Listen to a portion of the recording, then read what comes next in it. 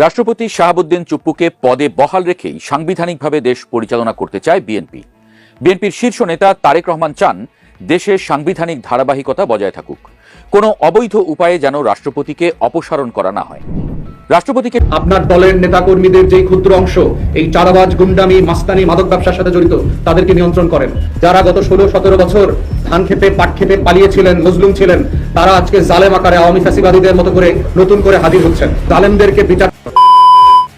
আসসালামু আলাইকুম। আওয়ামী লীগ সরকার শেখ হাসিনা পালিয়ে যাওয়ার পর বর্তমানে ক্ষমতা আছেন অন্তর্বর্তী সরকারের প্রধান উপদেষ্টা ডক্টর মোহাম্মদ ইউনূস।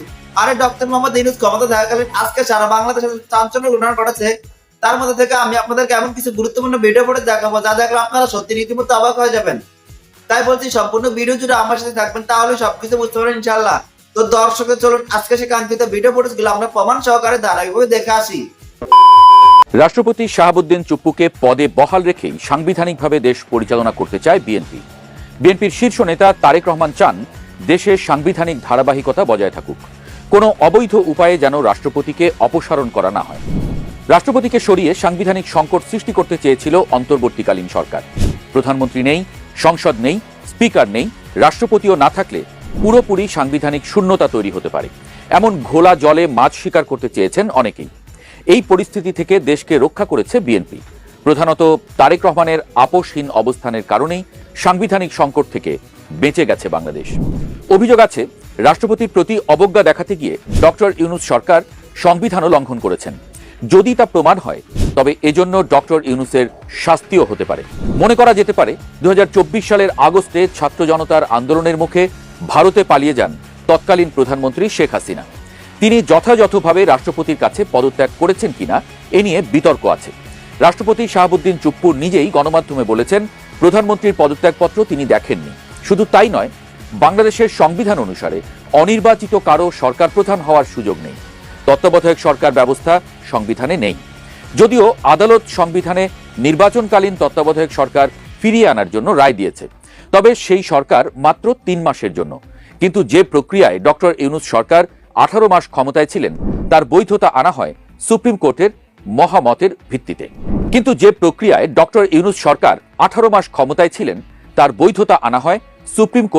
মহামতের ভিত্তিতে। উদ্ভূত জরুরি পরিস্থিতিতে সংবিধানের 106 অনুচ্ছেদ অনুযায়ী রাষ্ট্রপতিকে অন্তর্বর্তীকালীন সরকার গঠনের পক্ষে মতামত দেন। আদালতের মতামত অনুসারে এই সরকার গঠনে মুখ্য ভূমিকা পালন করেন রাষ্ট্রপতি শাহাবুদ্দিন চুপ্পু। কিন্তু এই চুপ্পুকেই সরিয়ে দেওয়ার উদ্যোগ নেয় ইউনূস সরকার। রাষ্ট্রপতির উপর টানা অসাংবিধানিক চাপ এবং অপসারণের চেষ্টা চলে। সম্প্রতি গণমাধ্যমে দেওয়া সাক্ষাৎকারে রাষ্ট্রপতি স্পষ্টভাবে বলেছেন অন্তর্বর্তীকালীন আমলে তাঁকে উপড়ে ফেলার একাধিক পরিকল্পনা চালানো হয়েছে।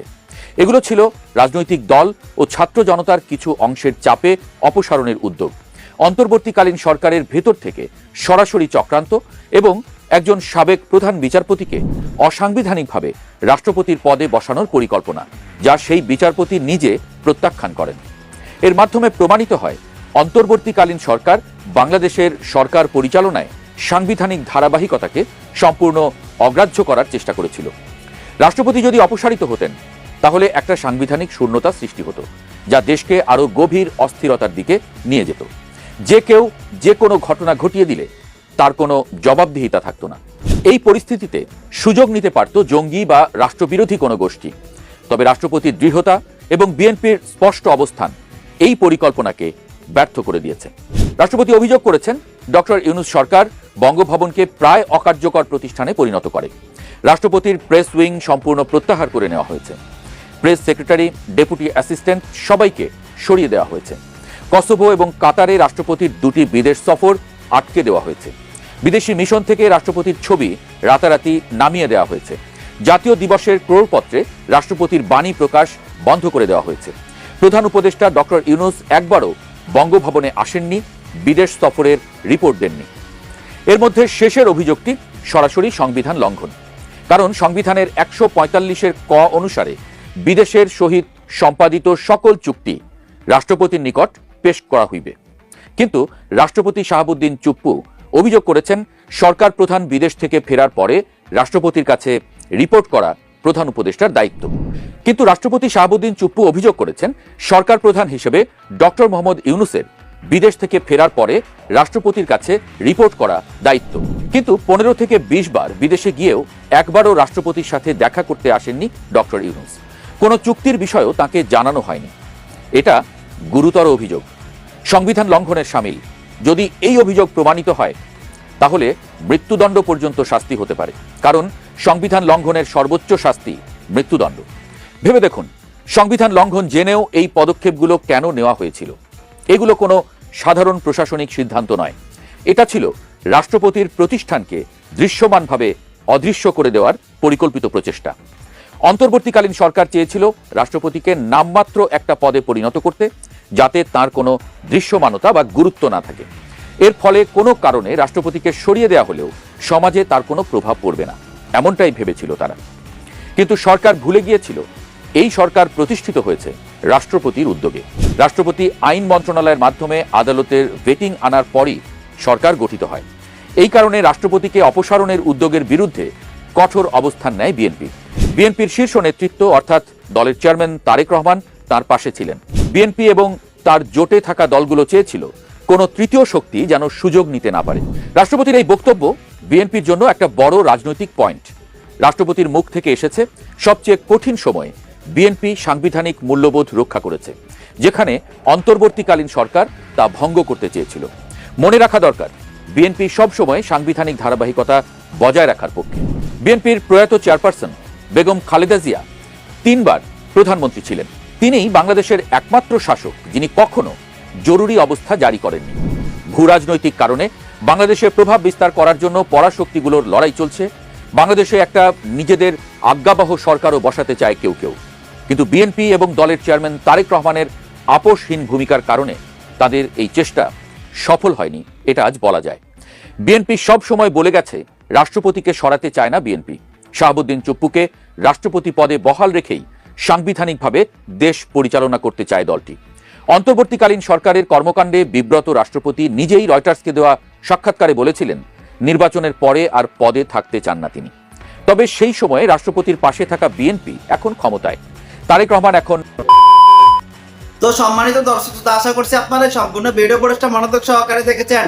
নোবেলজয়ী অন্তর্বর্তী সরকারের প্রধান উপদেষ্টা ডক্টর মোহাম্মদ ইউনূস ক্ষমতা থাকাকালীন আজকে সারা বাংলাদেশে যেসব গুরুত্বপূর্ণ ঘটনা ঘটেছে, তার মধ্যে থেকে আমি আপনাদেরকে যেসব গুরুত্বপূর্ণ ভিডিও ফুটেজগুলো দেখাচ্ছি তাও বুঝতে পেরেছেন।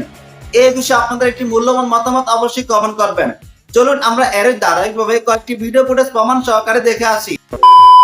আপনার দলের নেতাকর্মীদের যেই ক্ষুদ্র অংশ এই চাঁদাবাজ, গুন্ডামি, মাস্তানি, মাদক ব্যবসার সাথে জড়িত তাদেরকে নিয়ন্ত্রণ করেন। যারা গত 16-17 বছর ধান খেতে পাট খেতে পালিয়েছিলেন, মজলুম ছিলেন, তারা আজকে জালেম আকারে আওয়ামী ফ্যাসিবাদীদের মতো করে নতুন করে হাজির হচ্ছেন। জালেমদেরকে বিচার ছাড়া, জুলুমের হিস্সা নেওয়া ছাড়া কোনোভাবে পুনর্বাসন ক্ষমা করবার দৃষ্টান্ত ইতিহাস ক্ষমা করবে না, জাতীয় ক্ষমা করবে না, জুলাই অভ্যুত্থানের পক্ষে শক্তিও ক্ষমা করবে না। প্রথমত হচ্ছে যে মাননীয় প্রধানমন্ত্রীকে আমরা স্মরণ করিয়ে দিতে চাই যে 24-এর গণ অভ্যুত্থানের সবচেয়ে বড় বেনিফিশিয়ারি হচ্ছে বিএনপি, আপনি এবং আপনার পরিবার।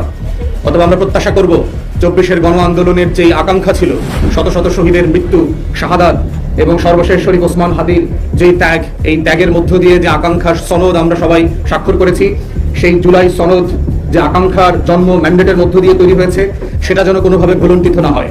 আওয়ামী লীগকে পুনর্বাসন করবার বিভিন্ন আকাঙ্ক্ষা বিভিন্ন জায়গায় আমরা দেখতে পাচ্ছি। বিচার ছাড়া সেই আকাঙ্ক্ষার ন্যূনতম বাস্তবায়ন করবার চেষ্টা করলে এই দেশের 24-এর ছাত্র জনতা কোনোভাবে মেনে নেবে না। এবং আপনাকে, মাননীয় প্রধানমন্ত্রীকে এবং তার দলকে স্মরণ করিয়ে দিতে চাই যে আওয়ামী ফ্যাসিবাদীদের দ্বারা সবচেয়ে যারা বেশি নির্যাতিত হয়েছেন তার ভিতরে কিন্তু আপনি, আপনার মা এবং আপনার দল আছেন।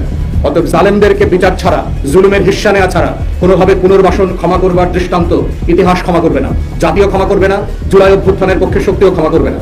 নির্বাচন নিয়ে সারা দেশে ইতিমধ্যে আমরা দেখেছি যে ধরনের কারচুপির খবর এসছে।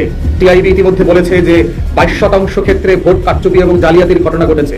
পোস্টাল ব্যালটে ভোটের যে শতাংশ আর ফিজিক্যালি ভোট দেওয়ার যে শতাংশের ভিতরে যে গরমিল, গণভোটের শতাংশ এবং সাদা ব্যালটে সংসদ সদস্য নির্বাচনের যে গরমিল, এই গরমিলগুলোকে প্রাতিষ্ঠানিকভাবে আমাদেরকে সংস্কার করার উদ্যোগ নিতে হবে। 55 বছর পরেও এসে একটা রাষ্ট্র চট্টফুলের মতো করে নির্বাচন করতে হয়, এটা কারোর জন্য কাম্য না। সেখানে এখনো ভোট ডাকাতি, ভোট জালিয়াতি এবং চুরি, ছাসরামি, সন্ত্রাসের আশ্রয় নিতে হয়, এইটা কোনোভাবে কাম্য হতে পারে না। সারা দেশে নির্বাচন পরবর্তী যে সহিংসতা ব্যাপক মাত্রায় বেড়েছে, আইন শৃঙ্খলা বাহিনীর হাতে বিরোধী দলীয় নেতা কর্মীরা শত শত হাজারে হাজারে এলাকা ছাড়া হচ্ছে, আহত হচ্ছে, মারধরের শিকার হচ্ছে, মিথ্যা মামলার শিকার হচ্ছে, হয়রানির শিকার হচ্ছে এবং একদিন দুই দিনের জন্য গুম হয়েছে এমন ঘটনাও ঘটছে। যারা গত 16-17 বছর ধান খেতে পাট খেতে পালিয়েছিলেন, মজলুম ছিলেন, তারা আজকে জালেম আকারে আওয়ামী ফ্যাসিবাদীদের মতো করে নতুন করে হাজির হচ্ছেন এবং এটা কোনোভাবে গ্রহণযোগ্য হতে পারে না। তাই মাননীয় প্রধানমন্ত্রী এবং নতুন সরকারকে আমরা আহ্বান করছি যে এই জুলুম নির্যাতনের অবসান করা দরকার। আইন শৃঙ্খলা বাহিনীকে অ্যাক্টিভ করেন, অ্যাক্টিভ করে নিজ দলের নেতা কর্মীদের যে ক্ষুদ্র অংশ চাঁদাবাজ, গুন্ডামি, মাস্তানি, সন্ত্রাস এবং ভয়ভীতির যে রাজত্ব কায়েম করেছে তা থেকে তাদেরকে ফৌজদারি অপরাধের মুখোমুখি করেন। আইন শৃঙ্খলা বাহিনীকে অ্যাক্টিভ করে তাদেরকে প্রাতিষ্ঠানিক পেশাদার দায়িত্ব পালন করবার সুযোগ করে দেন। নির্বাচন পরবর্তী এই আওয়ামী ফ্যাসিবাদের একাংশ আমরা নতুন বাংলাদেশে আর দেখতে চাই না। কোনো ভীতির পরিবেশ থাকতে পারবে না, এলাকা ছাড়া হতে পারবে না শুধুমাত্র পছন্দের মানুষকে ভোট দেওয়ার জন্য। ধান খেতে পাট খেতে নদী পথে পালিয়ে যাবার ঘটনা গ্রহণযোগ্য হতে পারে না ফ্যাসিবাদ বিরোধী এই 24 লড়াইয়ের পরবর্তী বাংলাদেশে। তাই মাননীয় প্রধানমন্ত্রী এবং নতুন সরকারকে আমরা আহ্বান করছি, আপনার দলের নেতা কর্মীদের যেই ক্ষুদ্র অংশ এই চাঁদাবাজ, গুন্ডামি, মাস্তানি, মাদক ব্যবসার সাথে জড়িত তাদেরকে নিয়ন্ত্রণ করেন। তা না হলে আপনি যে সংস্কারের ওয়াদা প্রতিশ্রুতি দিয়েছেন 31 দফাতে সেগুলো বাস্তবায়ন করতে পারবেন না এবং জনগণ আপনাদের উপরে অসন্তুষ্ট হবে অতি অল্প সময়ের মধ্যে। নতুন সরকারকে দায়িত্ব নেওয়ার ব্যাপারে যেভাবে খুশি হয়েছি, একইভাবে আমরা আশা করেছিলাম যে ওনারা সংস্কার পরিষদের শপথ নেবেন, কারণ এটার মধ্য দিয়েই হচ্ছে যে জুলাই সনদ বাস্তবায়ন করবার যে আকাঙ্ক্ষা ঐকমত্য কমিশনে ব্যক্ত করা হয়েছিল সকল রাজনৈতিক দলের পক্ষ থেকে, সেটার একটা পূর্ণাঙ্গতা পেত। তো আমরা এখনো আকাঙ্ক্ষা করছি এবং আশা করছি যে এই সরকার অবিলম্বে জুলাই সনদ বাস্তবায়ন করবার জন্য যা যা করা দরকার সেগুলো করবেন। দ্বিতীয়ত হচ্ছে, গত 1.5 বছর ধরে সংস্কার এবং বিচার 2024-এর গণ অভ্যুত্থানে যারা মানবতা বিরোধী অপরাধ করেছেন, গণহত্যার দায়ে অভিযুক্ত হয়েছেন, সেই ধরনের অপরাধীদেরকে যে বিচারের মুখোমুখি করা হচ্ছে আইসিটিতে, সেই বিচার। তো সম্মানিত দর্শক শ্রোতা, আশা করছি আপনারা সবগুলো ভিডিও ফুটেজে মনোযোগ সহকারে দেখেছেন। অন্তর্বর্তী সরকারের প্রধান উপদেষ্টা ডক্টর মোহাম্মদ ইউনূস ক্ষমতা থাকাকালীন আজকে সারা বাংলাদেশে যেসব আশ্চর্যজনক ঘটনা ঘটেছে তাও বুঝতে পেরেছেন। এই বিষয়ে আপনাদের একটি মতামত অবশ্যই কমেন্ট করবেন। আজ এ পর্যন্তই, দেখা হচ্ছে অন্য একটি ভিডিওতে। সে পর্যন্ত সবাই ভালো থাকবেন, সুস্থ থাকবেন। আল্লাহ হাফেজ।